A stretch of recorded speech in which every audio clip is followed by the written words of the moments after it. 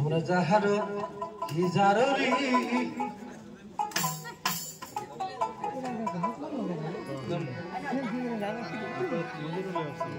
আইনালেরি গায় আমরা যাহারো কি জাররি আইনালেরি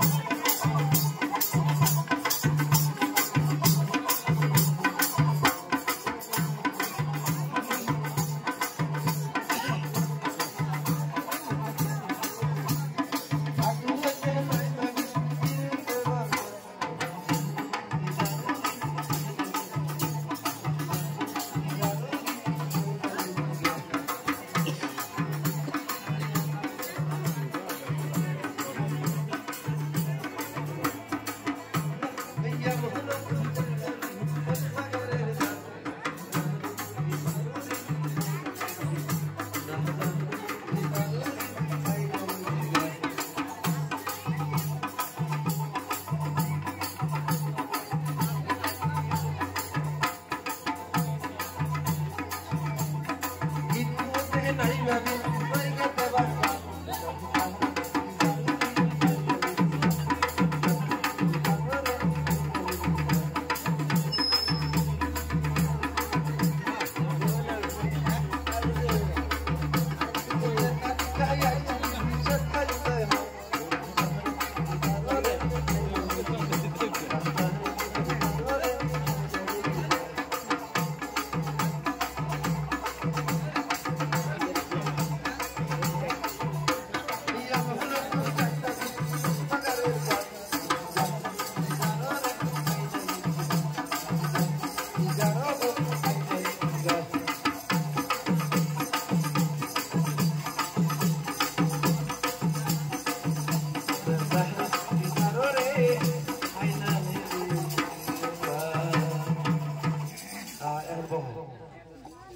একটু ভালো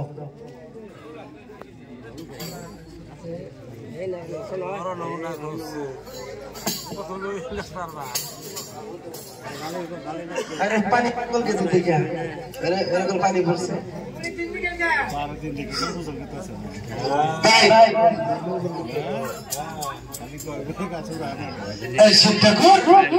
আস্তে আস্তে আস্তে আস্তে একদিন দুই দিন তিন দিন যখন যাওয়া আরম্ভ করে দিছে যাইতে যাইতে এর যতগুলা বাইরে থেকে খাদ্য সংগ্রহ করে নিয়ে গিয়েছিল ইনি যাওয়ার সময় খাদ্যগুলা সব শেষ হয়ে গেছে তাই এই শিব ঠাকুর মনে মনে চিন্তা করে হায় হায় আমি আসার সময় কিছু খাদ্য আমি নিয়ে আসছিলাম তাই আসার সময় আমার খাদ্যগুলা সব শেষ হয়ে গেছে এখন আমি কোথায় গেলে আমি খাদ্য সংগ্রহ করব আর আমার যে খাদ্য সংগ্রহ করে নিয়ে আমার কৈলাসনগরে যাইতে হবে এই কথা বইলা শিব ঠাকুর আবার আস্তে আস্তে ইনি কৈলাসনগরে যাওয়ার আরম্ভ করে দিয়েছে হায় শিব যাবে কৈলাসনগর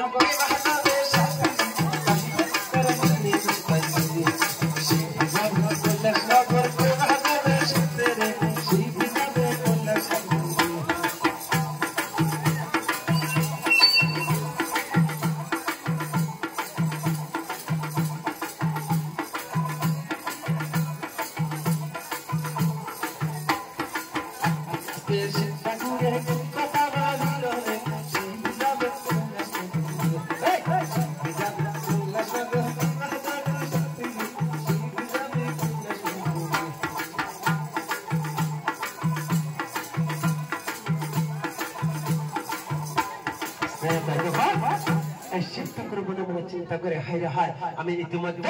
অনেক দিন এসে গেলাম তাই এখানে আমি কোথাও খাদ্য পাইলাম না তাই আমি কেমন করে খাদ্য পাবো এই শিব ঠাকুর ধ্যানে বসে দেখে আর খানিক গেলে নাকি একটি কোমল বন আছে তাই সেই কোমল বনের থেকে এই শিব ঠাকুর ইনি খাদ্য সংগ্রহ করে নেবে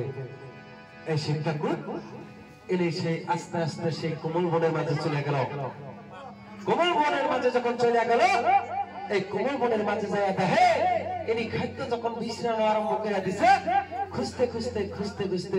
এই শিব ঠাকুরের সামনে এরকম একটা বড় গাছ সামনে পড়ে গেছে গাছ যখন সামনে পড়ে গেছে এই শিব ঠাকুর গাছের ডালে লক্ষ্য করে দেখে এই গাছের ডালে দুইটা মেয়ে বসে আছে তাই এই শিব ঠাকুর মনে মনে চিন্তা করে হায় হায় আমার ঘরে যে তিনটা পরিবার আছে এত সুন্দর পরিবার না তাই এই দুইটা মেয়েকে আমি ধইরা আমি নিজ হাতে বিবাহ কইরা আমি বাড়িতে নিয়ে যাব এই কথা শুইনা শিব ঠাকুর যখন আস্তে আস্তে মেয়ে দুইটাকে ধরার জন্য চলে গেছে এই শিব ঠাকুরের হাতের নিচের থেকে মেয়ে দুইটা গায়েব হয়ে গেছে তাই শিব ঠাকুর মনে মনে চিন্তা করে হায় হায় আমি কেমন দেবতা হলাম আমি কেমন ঠাকুর হলাম যে আমি একটা দেবতা হয়ে আমার হাতের নিচের থেকে মেয়ে গায়েব হয়ে যায় এই কথাগুলো পুরো বিশ্বের হিন্দু মানুষ জানতে পারে আমাকে তারা মা মনসা পূজা দিবে না এবং ঠাকুর হিসেবে মানবে না এবং আমাকে দেবতা হিসেবে মানবে না এই দুঃখ বেদনা নিয়ে শিব ঠাকুর গাছের নিচে বসে বসে দুইটা চোখের পানিতে বুক বসায় কাঁদতে আছে হায় হে চোখের জালে বসে কান্দে চোখের জালে বসে কান্দে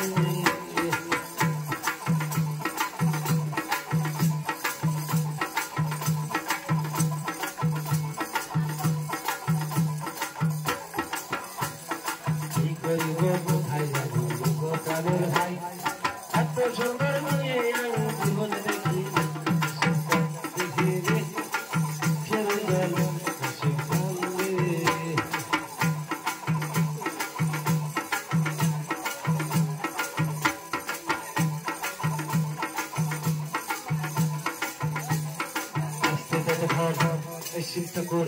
সেই বেদনা দুঃখ নিয়ে যখন কান্দা কাটা আরম্ভ করে দিছে, এই শিব ঠাকুর মনে মনে চিন্তা করে যতক্ষণ পর্যন্ত এই মেয়ে দুটিকে আমি না ধরবো ততক্ষণ পর্যন্ত আমি কৈলাসনগরে বাবার দরবারে কিছুতেই যাব না। এই কথা বললাম শিব ঠাকুর কোমল বনের মাঝে আবার ওই মেয়ে দুটিকে খোঁজার জন্য পাগল হয়ে গেছে। খুঁজতে খুঁজতে আরো একটা গাছ সামনে পড়ে গেছে এই শিব ঠাকুরের। তাই এই গাছের ডালে লক্ষ্য করে দেখে আরো একটা মেয়ে বসে আছে। শিব ঠাকুর মেয়ে মনে মনে চিন্তা করে কিছুক্ষণ আগে আমার হাতের নিচে থেকে মেয়ে দুইটা গায়েব হয়ে গেছে, তাই এই মেয়েটিকে আমার হাত ছাড়া কিছুতেই করবো না। তাই এমন একটা মন্ত্র পাঠ করে দিচ্ছে এই গাছের ডালে। শিব ঠাকুর মনে মনে চিন্তা করে এখন আর এই মেয়েটি কোথাও যাইতে পারবে না। এই কথা বই না শিব ঠাকুর যখন আবার এই মেয়েটিকে ধরার জন্য গেছে, এই শিব ঠাকুরের হাতের নিচের থেকে মেয়েটা আবার গায়েব হয়ে গেছে। তাই এই শিব ঠাকুর এই দুঃখ বেদনা নিয়ে ওই মেয়ে তিনটার রূপ ধারণ করতে আছে, মেয়ে তিনটার রূপ জ্বলতে আছে। জ্বলতে জ্বলতে এই শিব ঠাকুরের মনে বাবা 80 কোটি গেছিল। 80 কোটি যাওয়ার পর এই শিব ঠাকুরের শরীরের থেকে